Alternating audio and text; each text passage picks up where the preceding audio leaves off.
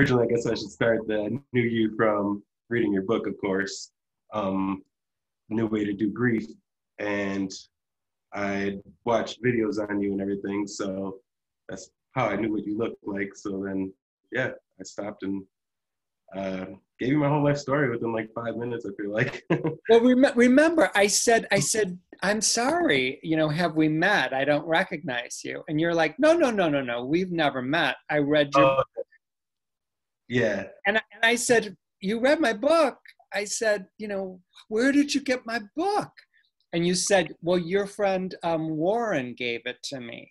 And Hmm. I'm scanning my brain thinking, who is Warren? Who is Warren? Who is Warren? Tell people who Warren is. So Warren's, I don't know exactly the term for it, but the mental health assistant in the mental health floor at the hospital. Um, he, you know, deals with people that are admitted there for usually for suicide watch and stuff like that. And I had been admitted there for a suicide attempt. And also the reason I was at that level was from losing my friend. And when I talked to him about that, he recommended I read your book. And as soon as I picked it up, I didn't put it down until I finished it. I was just in a quiet room by myself, just reading it aloud. I felt like I could kind of like channel your voice through the book. Like I could tell it was coming straight from the heart. And yeah, so that book basically is what sparked me as I got out of the hospital to push myself to get to this point of where I'm at now. So, Possibly. so you and I are standing on the bike path on a Saturday morning, and you say Warren, who I remembered worked at Swedes, gave you the book, and I Mm-hmm. and I remember I said you were in the psychiatric ward. I said, what were you doing there? Yeah, And you told me about your friend, and I remember I just kind of took a step back, and I said, what? yeah. Can you share with people what happened? Tell us your friend's name and what happened to your friend. Okay, so my friend's name's Tabby Winger. Uh, she committed suicide March 5th. She shot herself in the head. Um, yeah, uh, 2 months before that, I quit talking to her because I didn't understand why she was pushing me away. And kind of took it personally. And, of course, at some point, I was blaming myself for blocking her on every form of connection, social media, everything like that. But yeah, she was my friend for 10 years. She, was always there for me. It was one of them people that you hang out with maybe 4 or 5 times a year, but every time you do, it's a blast. Like we're always talking on social media, but at the time she lived in Chicago. And so like over the last year, we just never really hung out. And I understood, we're both busy with our own parenting lives and stuff, but I just at some point started taking it personally and then sort of just distanced myself from her, thinking, oh, I'll give it a couple of months, maybe a year, I'll just add her back and everything will be all good. And then that happened. And I just remember waking up. Well, actually, I was working third shift at the time, and it was like 6 in the morning. And I was checking my social media before I was about to leave work, and her mom had posted, she's like, my daughter Tabby died, worst day of my life. And I just, of course, it was just like, what? And then I reached out to my friend that, knew her just as close as I did. And he was like, oh, there's no way. He's like, she must just be drunk or something. She probably just venting and she ain't answering the phone. And I was like, she wouldn't post that if it was, of course, the denial happens first. And I was kind of in denial myself. And then, I don't know. I just basically at that point, I, of course, in denial, I tried to add her on social media and ask if she was okay, even though it was too late. But then I'd posted something about it on social media, and there was a news report that someone had been shot, but it didn't say it was suicide or anything. And so for a couple of days, I was questioning it because I know she had a firearm, she had a FOID card, but I didn't know if it was her that did it or like her boyfriend got mad at her and did it. But I just there was no answers, and kind of felt bad for him afterwards because a lot of people thought that, and he wasn't allowed to grieve really because everybody was blaming him for it. So, but yeah, um, beyond that, I just, I was already going through my own mental health issues, and then Let me stop you for a second. Were you able to go to her funeral? yeah, for sure, yeah, yep, yeah, it was pretty busy. It was a weird funeral though, because there's a lot of people that didn't like her that were there, and I didn't like that, but that's a whole other subject. And, and, and it just happened this past March. Yes, yep, yeah, March 5th, and yeah, I don't know. To the day, still having days where you visit them emotions, and I can remember that when it first happened, like the first 3 days, like I kept waking up with like cold shivers and just like I don't know, just like the world literally felt cold, and I didn't know why. And well, I mean, I knew why, but I didn't know if it was ever going to go away.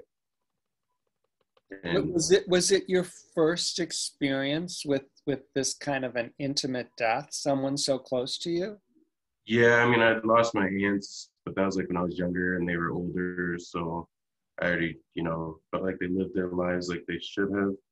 But um, beyond that, no like friends my age or anything like that had ever passed away. And now that you mention that, that same within like 4 months, my friend Raven died. She had an enlarged heart, I believe, from like prolonged drug use. Well, that was after Tabby died. Then my friend Holden hung himself, and then my other friend Mark, that was also friends with Tabby, overdosed. And I almost wonder if it was intentional because he was hurt by it too. So like I guess within like 3 months, I lost four friends, and the other three, it affected me, but nowhere near as much as the first one. But overall, it was just a big buildup. Did her death by suicide, did that completely catch you off guard? Yes, yeah, because she never like. I mean, I knew she had a gun, like legally, a firearm, but she never came off as one of the people that were like wanting to hurt themselves. Like sometimes I'd vent to her about me, having mental health struggles, and she never seemed like she could relate, and I just like felt like I was just out of place talking to her about it. So I just kind of never brought it up ever again. But then looking back, it's like maybe she just didn't know how to open up like that. So in a very short period of time, this really, really dear, sweet friend of yours dies by suicide, and three other people in your circle die as well. So four people die. Yes. Is there any support at all out there for you? Well, let's see. I I mean, also I guess at that time the people that I was supporting me kind of I don't know, just were becoming toxic. It was weird. Like I just felt like super alone. Just remember that. And like everybody I thought I could fall on was kind of like turning their back on me or like taking advantage of it in a weird way. If that makes sense. And then yeah, I mean the only support I ended up getting into counseling that was after attempting suicide, but uh well therapy, and that did help. But now I believe with my new career, I get therapy through working in a way. But in the days and in the weeks after these four people that you know die, there's nothing really out there that you could have taken advantage of to work through whatever it was that was going through your head. And I just listened to music as much as I could, and I mean that helped, got me through the days for a while, but eventually it just I don't know, just didn't work anymore. So I think that your words to me when we were standing by the bike path there is that you started to spiral downwards. Yes. And like, what was that like for you? Like the self-destructive phase. I mean, it was just you know, doing anything that I can to get out of my thoughts. I mean, of course, there was alcohol involved and things like that, and then just I had a house. I just didn't really care about the bills anymore. I started blowing all my money, and then like work. I was already kind of being told I was going to be laid off, so I just stopped taking it serious. And I don't know, it was just like I just kind of just stopped caring completely. And Did you kind of cut yourself off from everybody? Were you self-isolating? sort of for a little bit, but then right before I was planning to go out, I just kind of just reached out to everybody to hang out with them one last time, and they didn't know.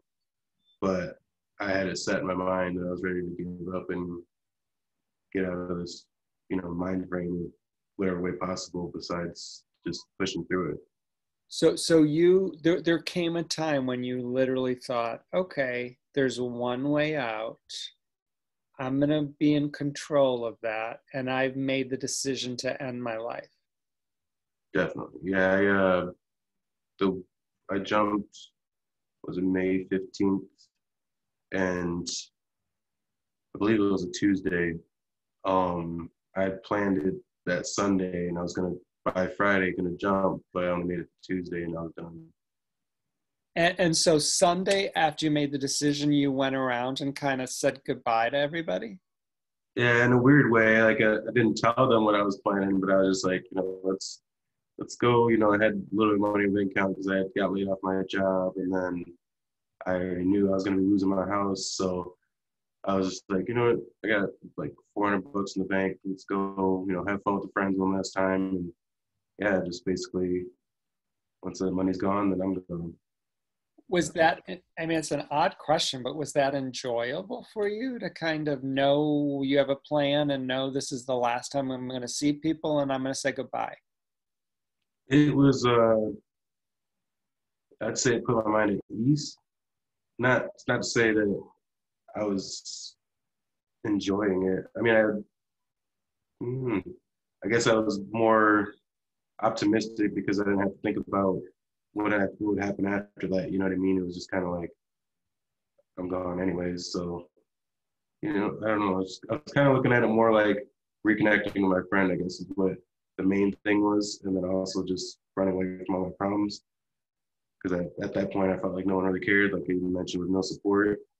So I mean, there was some support here and there, but the same people who would give me support would cut me down later. So it didn't really feel like it was genuine.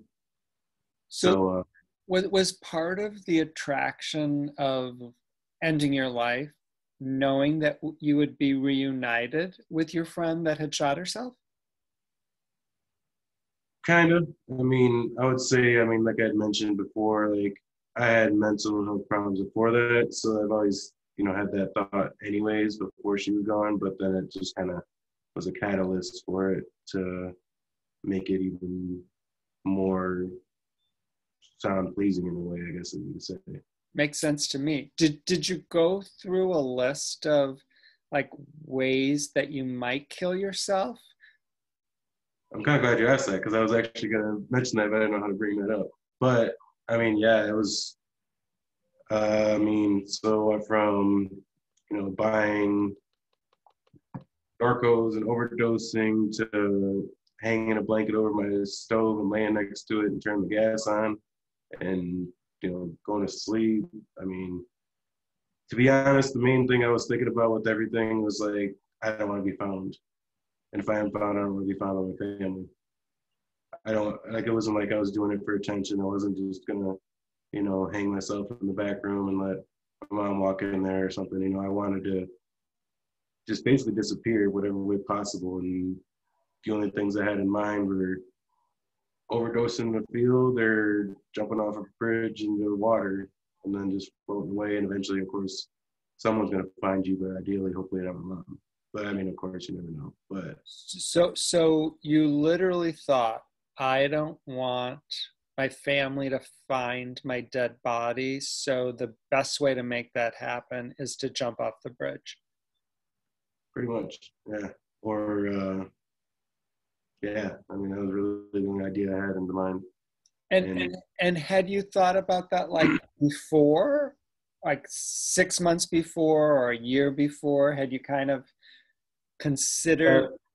I mean, yeah, it's like it's like one of those things that like everybody kind of says like in a stressed out moment, like I'm just gonna go jump on a bridge. Like I was literally like, there was times where I'd say that, but I never like believed I'd do it. And I guess that's another thing I could mention is a couple years before that, I kind of like talked about it and like had my mom shooken up, and then like not just like I wasn't doing it for attention. I was just kind of like that's where my mind frame was at the time too.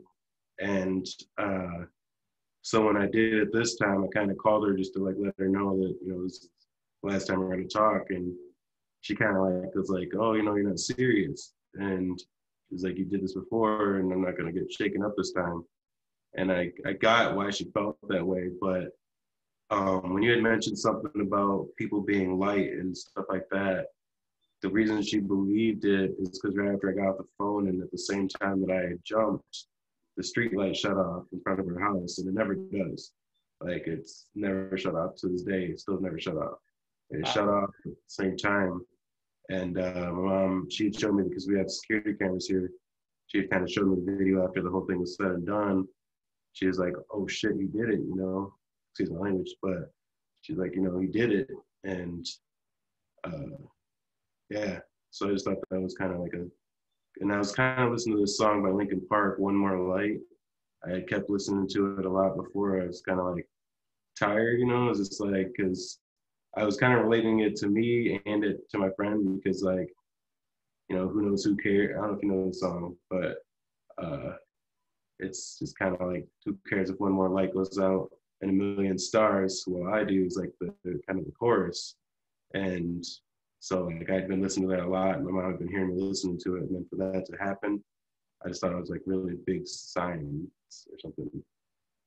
So, if I can ask you, what time did you jump off the bridge? It was like 3:15 in the morning, And which bridge was it? East State Bridge. Why did you pick that one? I don't know, honestly. Well, probably because it was the closest one to where I was at. Um, and I don't know, to be honest. I had kind of been I was riding my bicycle. Um, and yeah, I just went to the middle of the bridge because I had no intention of being able to get out. Um, and I just threw my bicycle over the bridge to see how it hit the water because even though I was planning to live, I didn't want to smash my head into the concrete going down.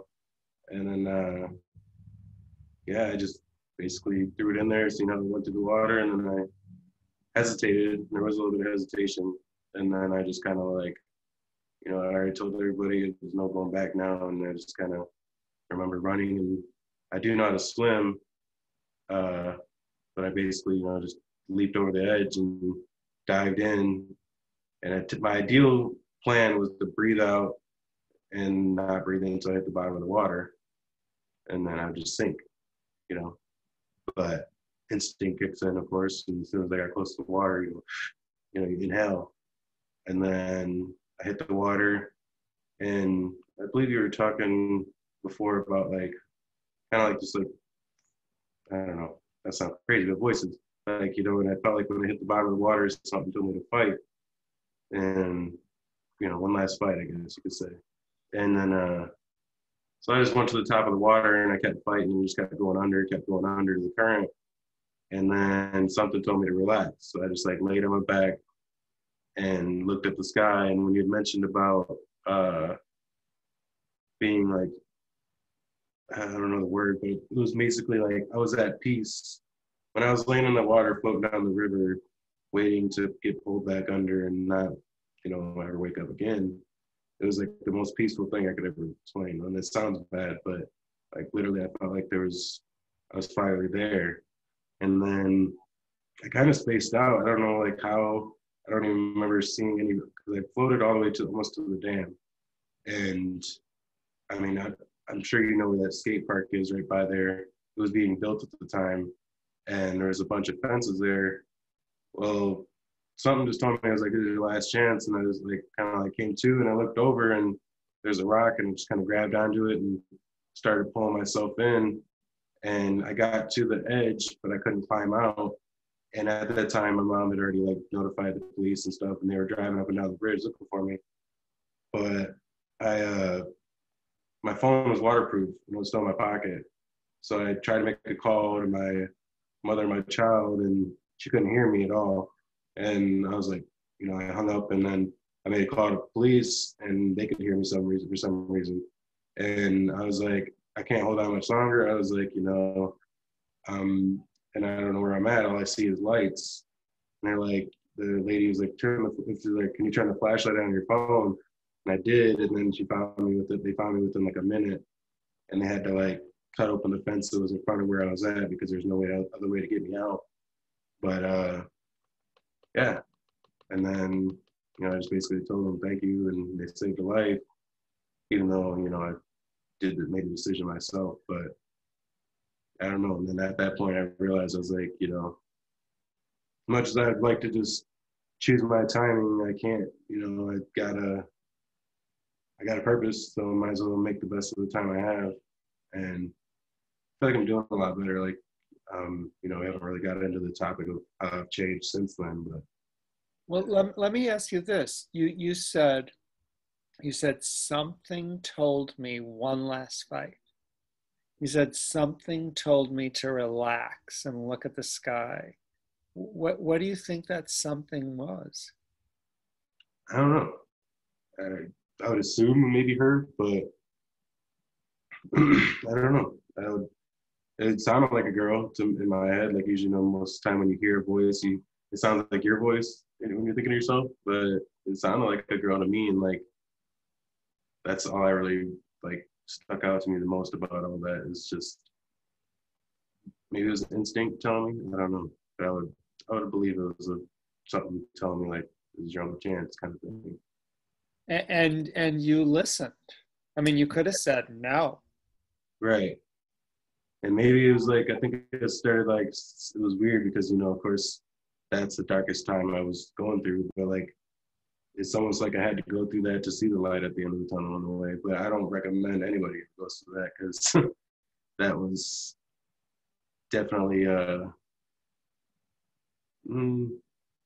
was a big learning experience, but I don't think that you have to go through that to learn. But I wouldn't change anything I've done at this point because it was all part of the process, I believe. How were the police to you? Say again? How were the police to you when they got you on the side, after they opened up the fence and they helped you out? Oh, they're really cool. Like I was, very happy for them, or very happy for them to be there for me and everything. And, their understanding, they just made sure I got dry as quick as possible. And they're like, how do you not have hypothermia? Because this was in the beginning of May, so it was only like 60 degrees out while I was sitting in that water for, I don't know, I was in there for about a half a mile maybe. Did they automatically take you to Swedes? Yeah, well, so I didn't actually admit what I was doing at the time. I guess I told them because they were like, oh, how'd you end up in the water? And I told them it was a bet that I would walk on the edge of the bridge and I fell in or something. I didn't want to admit it. I was still embarrassed, but yeah. So they, they didn't end up taking me to Swedes or whatever. And I had an opportunity, like, I don't know how, but for some reason they weren't going to just directly admit me. I had to admit myself. So, which I knew I needed help at that point, so I did. But. And do you mind if I ask, how long were you there? I could have been there only two days if I really wanted to be, but I stayed for like a week because I knew I wasn't going to be in the right mindset when I got out. And that's where you met Warren, and that's where he gave you my book. Yep. What was that week? Was that helpful for you?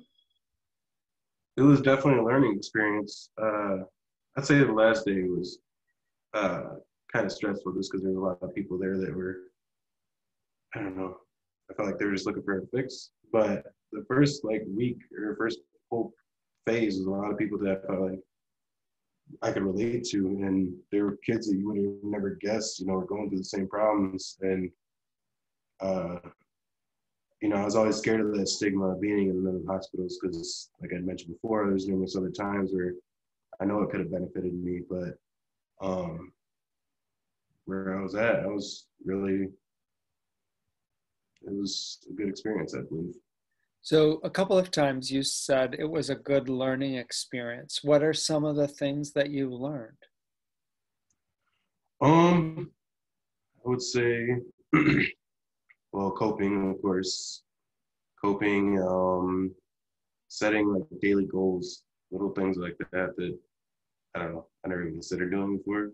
Like they always had like this goal sheet, and then they had like, activities you do through the day and stuff like that. And just like, I kind of like just turn that into like a real life thing. Like, and it's kind of like my activities now are doing photography, and then my goals, are to make them happy at the end of the day, because making other people happy makes me happy now. So I believe it kind of like gave me a good agenda in a sense of what to do with my day instead of stressing and being depressed and, you know, doing anything but focusing on myself. So when you left Swedes, were you a different person than you were that night when you jumped off the bridge? No, I actually, to be honest, I was kind of pissed off for a little bit. I was wondering why I failed. And then like, I had a weighted vest because I used to work out a lot. And I was tempted to put it on and go try again and know that I wouldn't have the opportunity to fail this or to fail suicide, succeed in living.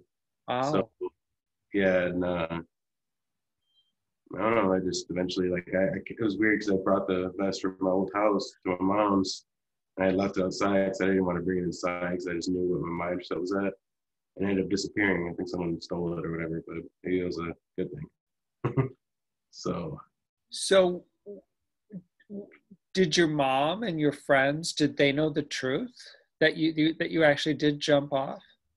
yeah, well, like I mentioned, I called my mom beforehand and let her know what I was doing, and she was kind of like in the mindset of like, no, you're not. You're just doing this again to stress me out. And so I told her about it. My friends, they sort of thought they knew. I actually ended up putting it out there on Facebook, just because like I was always kind of advocate for mental health, but no one realized I was going through it.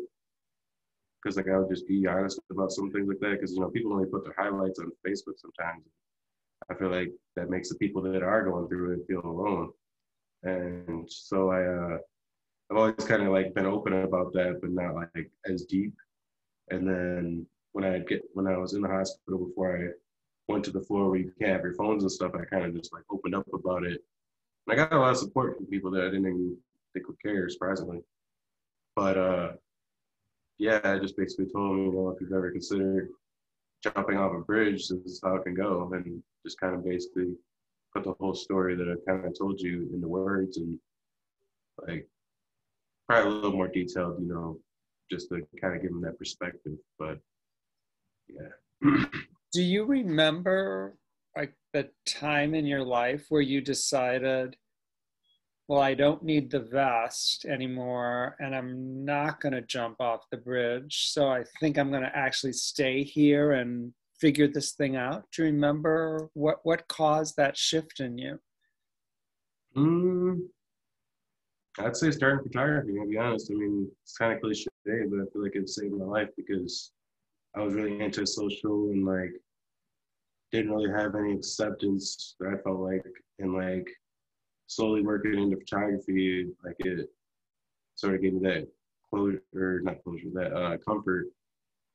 And, it kind of made me realize that I can make people happy. I can be valuable. Like at the time, and when I did all that, I felt like the world was better off without me. And now it's like my mission to, sometimes, it's like about making money. And sometimes I don't even really care about the money. It's like at the end of the day when people are smiling and, you know, pursuing their dreams because I boosted their ego or confidence, that's goal accomplished for me. So this is a little $12 book. It's got 120 pages. I don't think there are 10,000 words. I mean, as you know, there's a lot of white pages, a lot of white Yeah, space on the and I page. like it.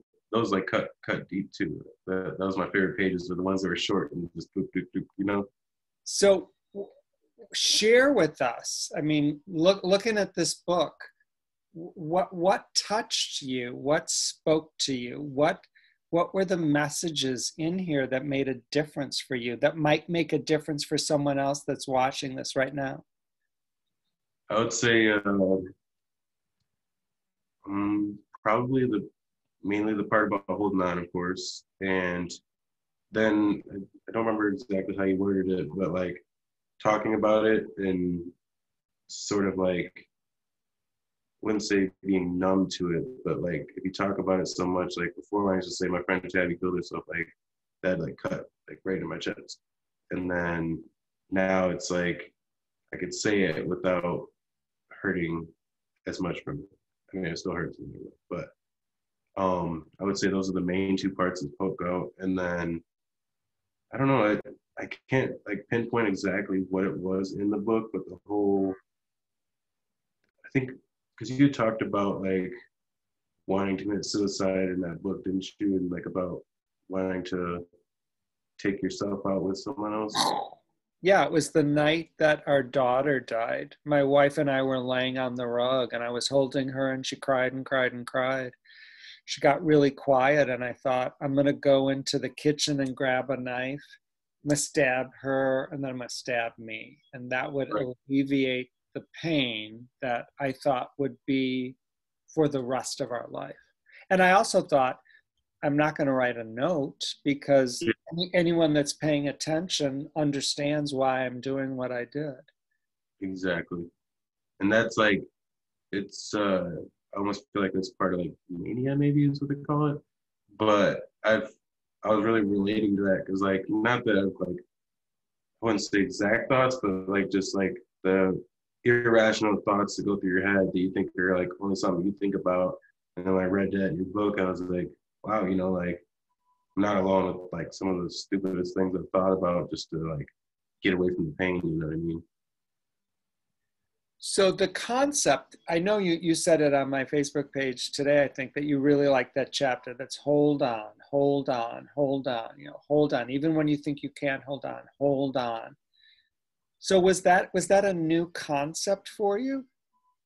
Not exactly. It just maybe it's just how you wrote it, to be honest. Like it was just very I don't know how to exactly put it, but um and there's another part that just poked out to me 1 second.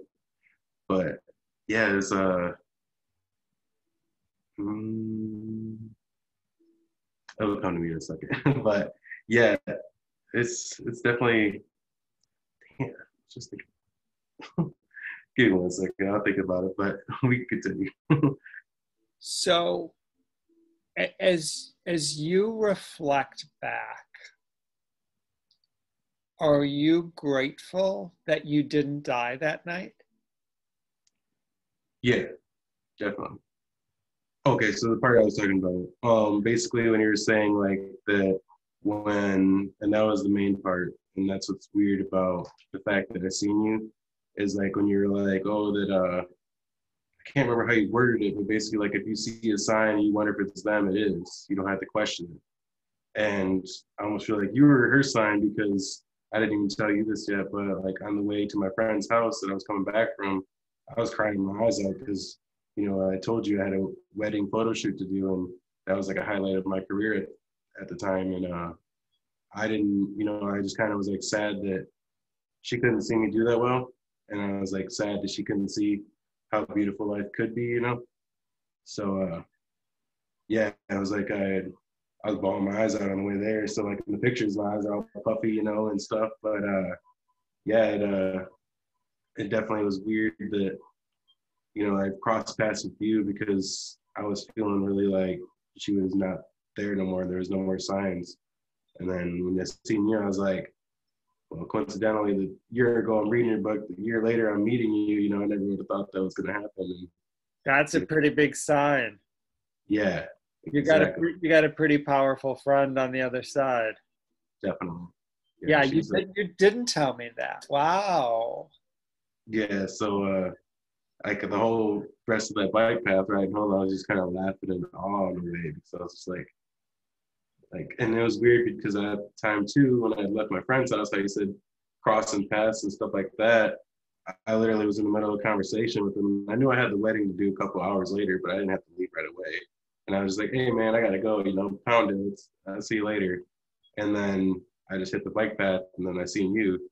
I was like, had I not just abruptly left for no reason, it was almost like the same kind of like weird like uh, voice, I guess you could say, just kind of like, hey, it's time to go.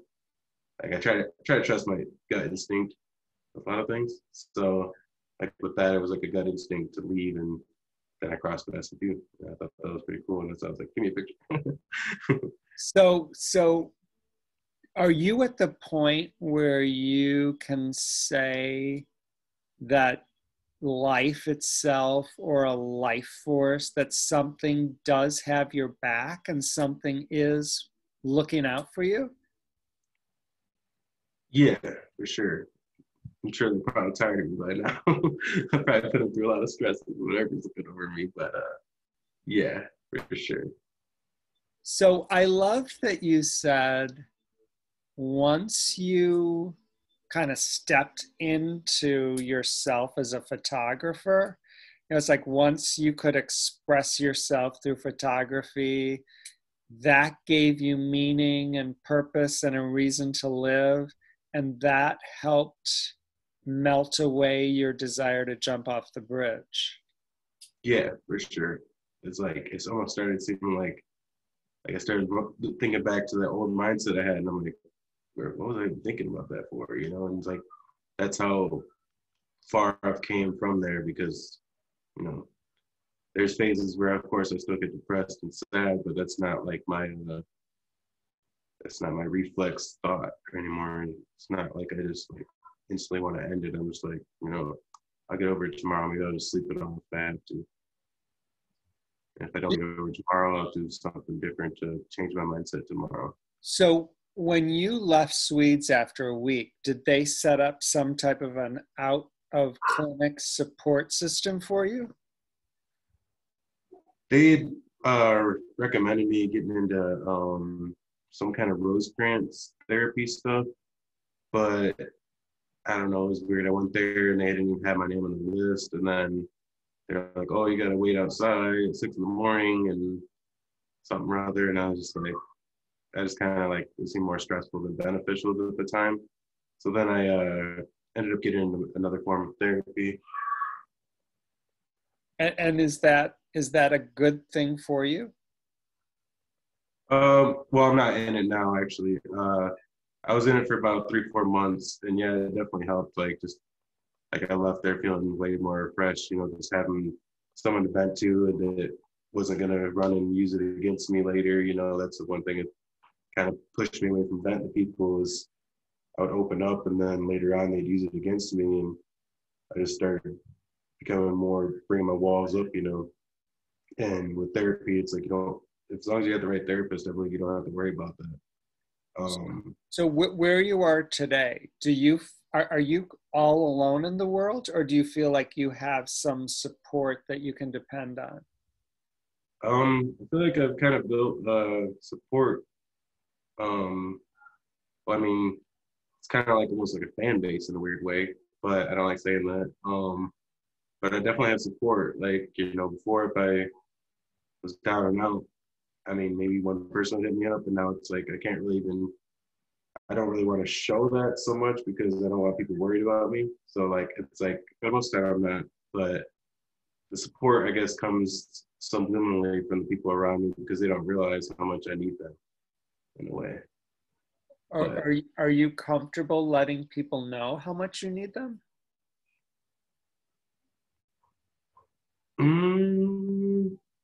I don't let them know directly, but when it's all said and done, like they will figure it out. I got a secret for you. Any of your friends that are watching this, they know now that you really, really, really need them. For sure. You really, really, really need them. It's okay to really, really need human beings. For sure. Definitely. Conversation, all that, So there's a 25-year-old, 26-year-old, 27-year-old out there right now. There's a 17-year-old, there's a 29-year-old, there's a 35-year-old. and they're thinking that tonight's the night. Sorry, hold on. That's okay. You're a real human being. Sorry about that. It might get loud for a second. Is But that your mom? yeah. We should give her a big hug and a kiss. Oh man, she probably like, what's wrong with you? So there's someone out there that is listening to this live or will listen to the recording, and they're thinking today's the day. Today's the day I've been waiting for, and today's the day I'm going to shoot myself or hang myself or jump off the bridge. Do you have any message for them? Message. I would say from personal experience, like, of course, like without, I don't want to sound cliche, it gets better for sure, but it's never going to be easy. It's not going to happen overnight. But it definitely will get better. And I believe that if you find your, all right, that's one thing. Make sure you find your purpose before you believe that's a good escape, because I never even knew that there was such a thing as a purpose for me. I was always convinced that the world was better without me. But once I started looking for my purpose, there was no even second thought about, living. Because, a lot of things, there's a lot of things that suck about life, but nothing beats living. I definitely can say that.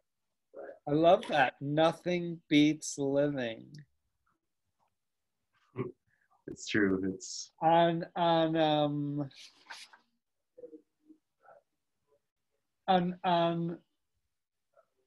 what was it? Was it March? No, it wasn't. It was May 15th. On May 15th, you didn't believe that. No, definitely not. And I wanted to, but the only reason I think that I didn't believe that is because I wasn't, partially chasing my dreams, and on top of that, looking for a purpose.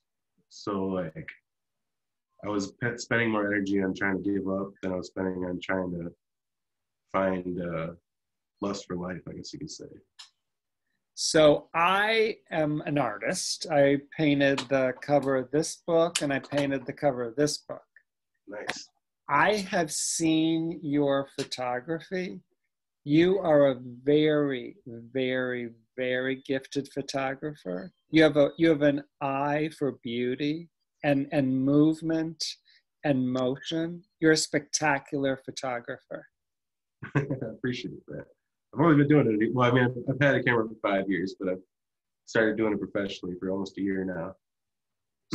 So if local people or people anywhere over the world want to see some of your photography, if someone needs to hire a photographer over the next couple months, 6 months, 9 months, 10 months, how do they get a hold of you? How do they see your stuff?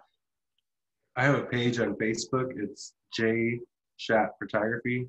I have about a little over 1,000 now followers. But yeah, I had made the name about 5 years ago, but recently manifested it into what it is now. But yeah, that's generally the best way to get hold of me. So when we're done, will you put the link in a comment below this video so people can just click it? Yep, not a problem.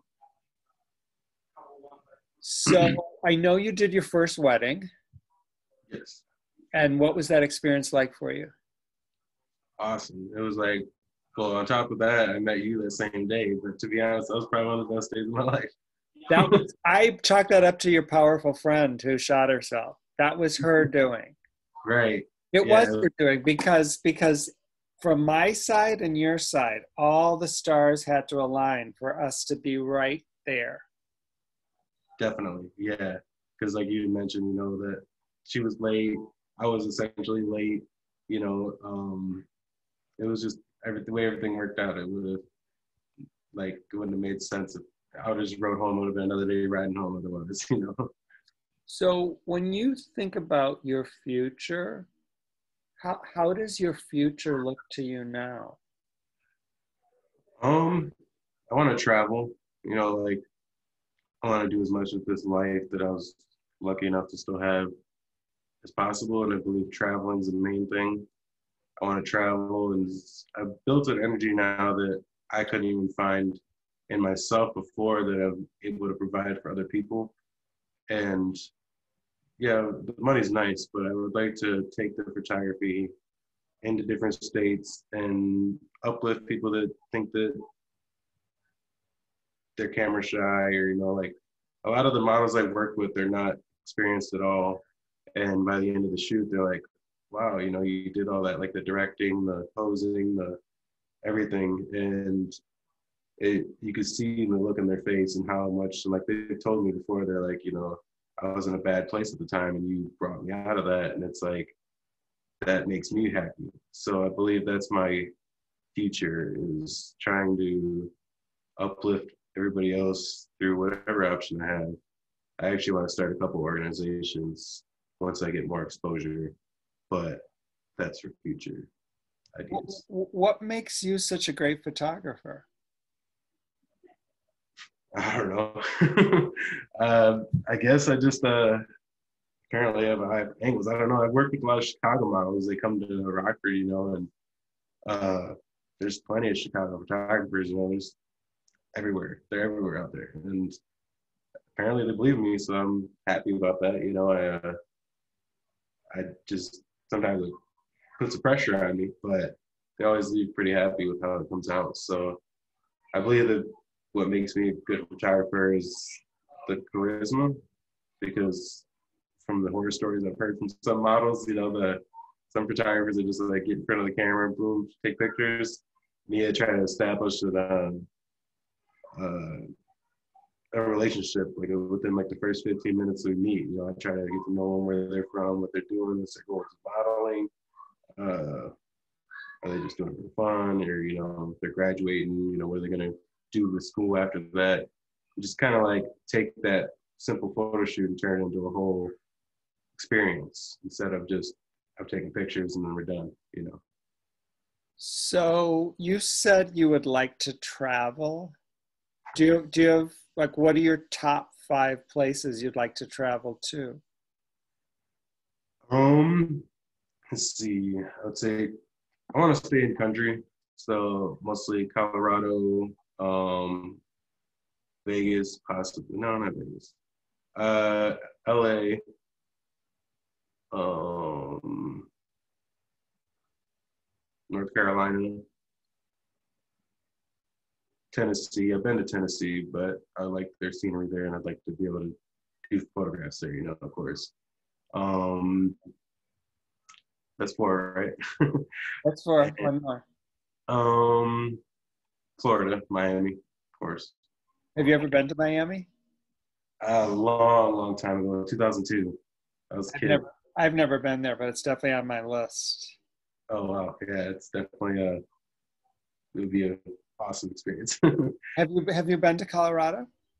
No, I never had. I What just what what appeals to you about Colorado? Grand Canyon. That was like awesome. I've never like seen something like that before. And if I went to like lime pits and stuff in Tennessee, but that was not the same.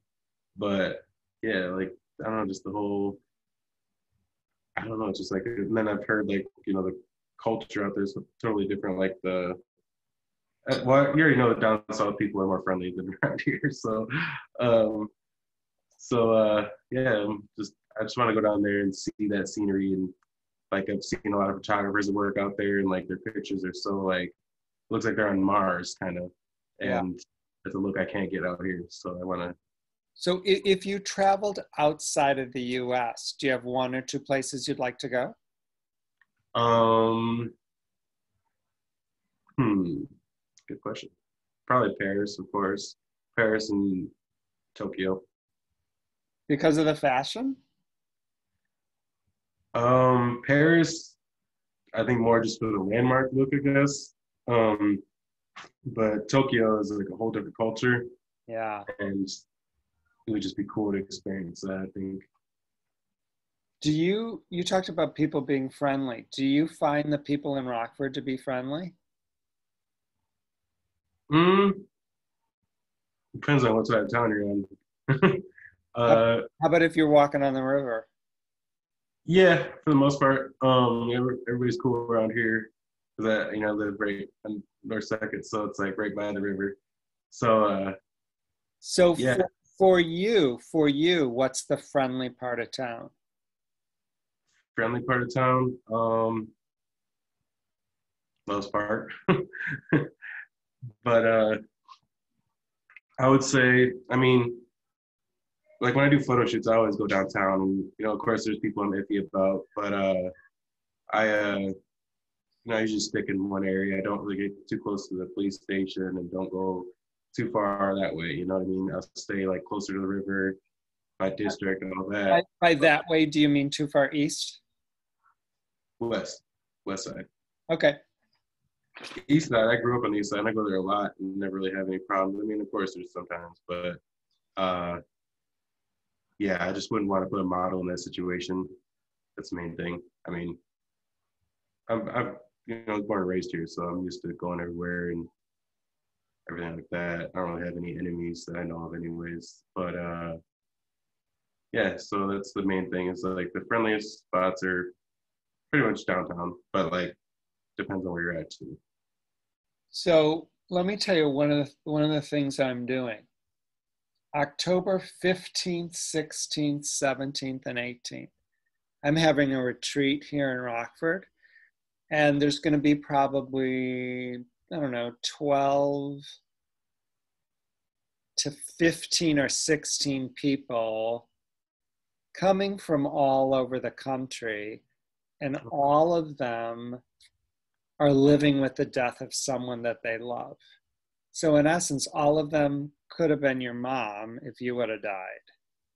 Oh, I see what you're saying. So, I'm bringing these people together. They're all mourning the death of a child, a spouse, someone. And we're going to spend 4 days together. And the focus is we're going to heal in community. And what I'd like is, I've done this before. So when people arrive, when they kind of check in, they're nervous. A lot of them they're in a new town. It's going to be at that hotel by Northtown, connected with Cliff Breakers Oh, okay. restaurant. People are nervous. They're kind of closed in a little bit. They're not sure exactly what they're coming into, et cetera, et cetera. And then, like I said, we spend 4 days together. And at the end, they're open, they're happy, they feel seen and heard and loved. And there's a completely different look on their face, and there's this light that's coming from them. I like that. So this is what I'm looking for, Jordass. I'm looking for a photographer that has a lot of charisma and has a real eye for humanness. And I want someone who can make those people feel comfortable that first check-in. And I want a photograph of them on day one.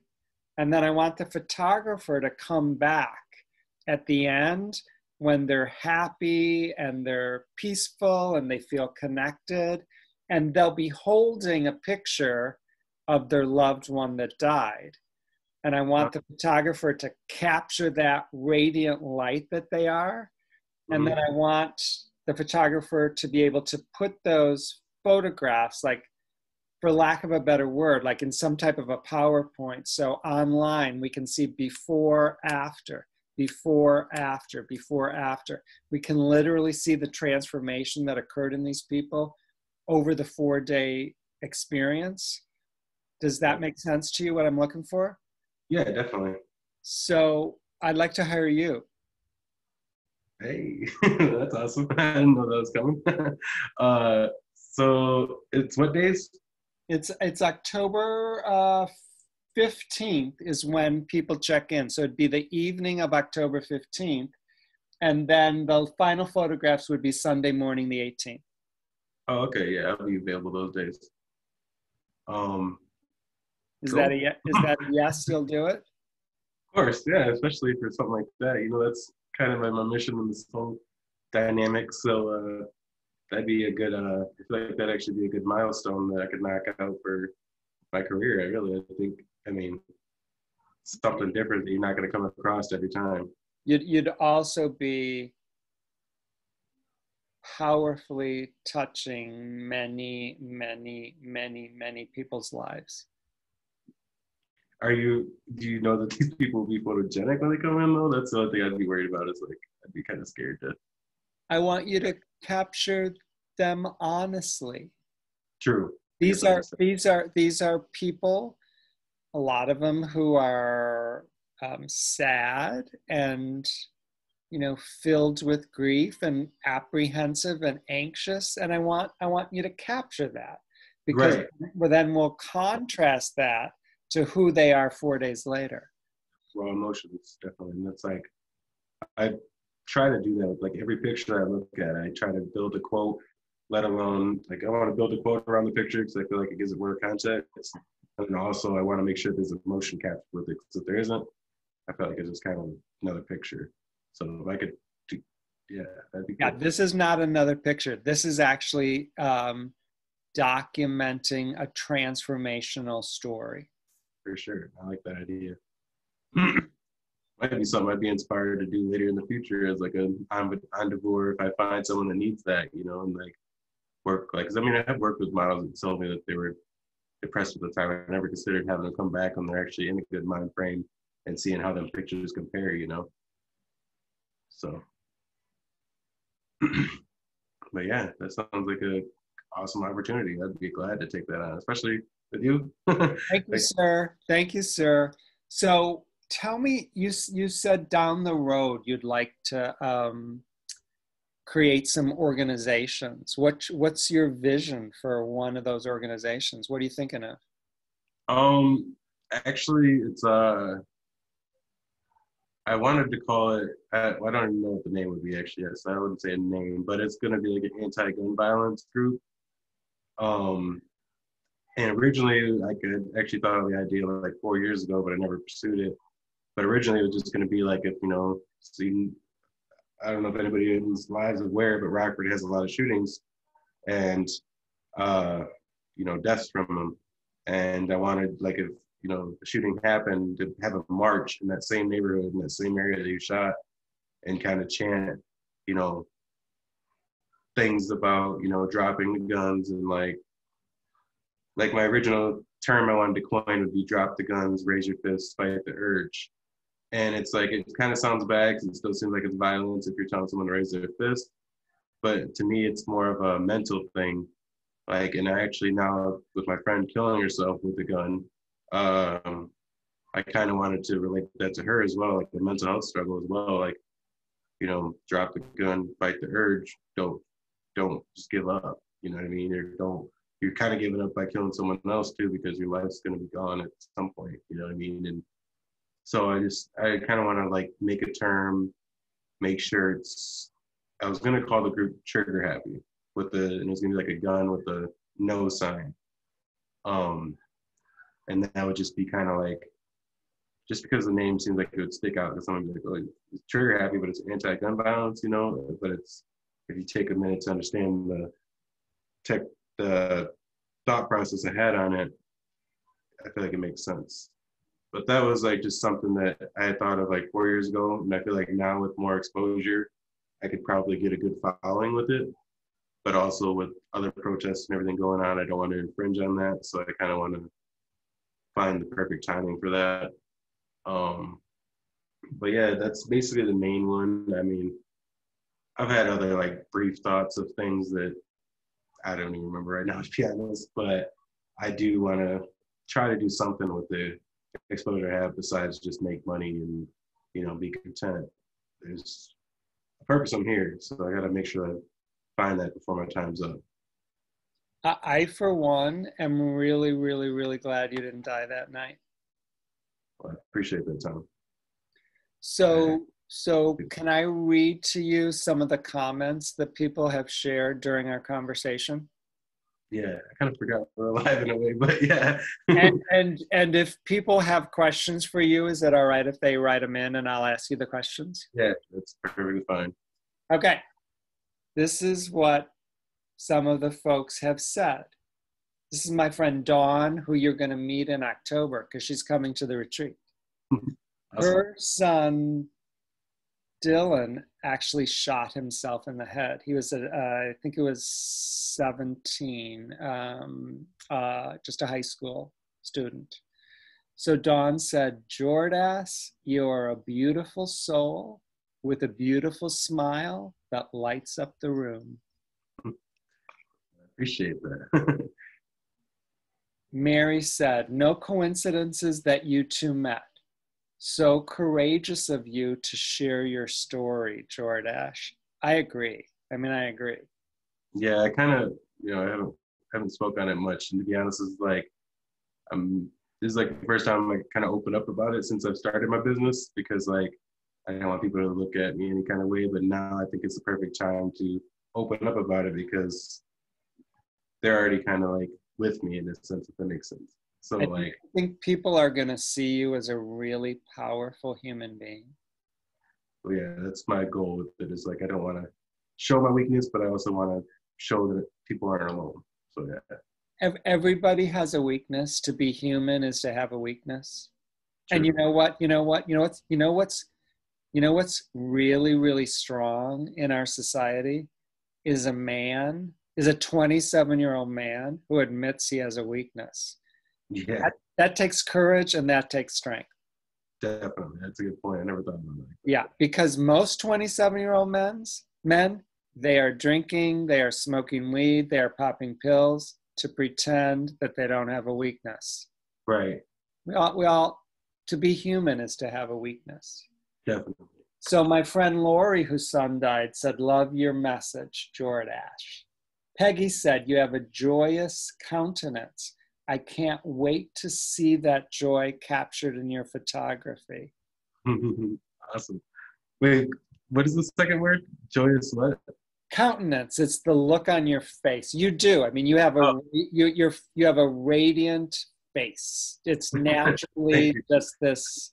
It's joyful. It's joy. Your face is the picture of joy when you smile. Thank you. It's the truth. You're welcome.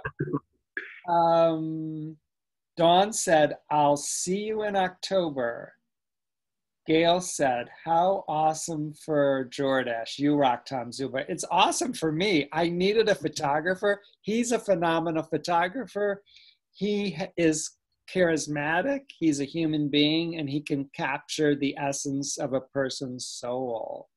I'm the one who's lucky. Dawn said, you matter, and your story will help so many people. Her son is Dylan, who I said passed away. Dylan is watching with me. Yes, yes, yes. Robin said, stand in your truth.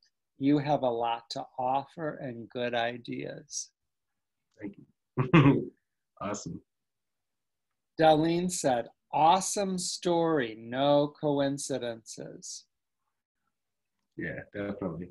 So I told you that we would go an hour. I've taken 10 more minutes. I've taken an hour and Oh, that's fine. yeah. I was rambling a little bit too, so. Not at all, not at all, not at all. I really, really want to thank you for being vulnerable, for being honest, for letting us see you, and for letting me ask questions that I've always been interested. I have thought about killing myself many, many, many, many times.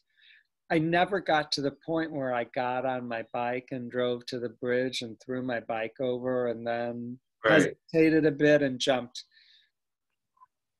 So it was fascinating for me to, be able to have this conversation with you. And right, go ahead.